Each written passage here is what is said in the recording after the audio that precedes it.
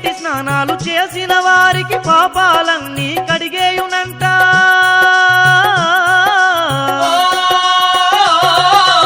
ఇష్టమైన బోనాలను చేస్తే కష్టాలన్నీ కడదేర్చంట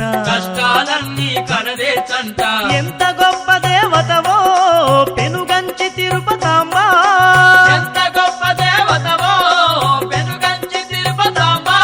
ఏ తీరు పూజలు నీకు చేసేది తిరుపతాంబ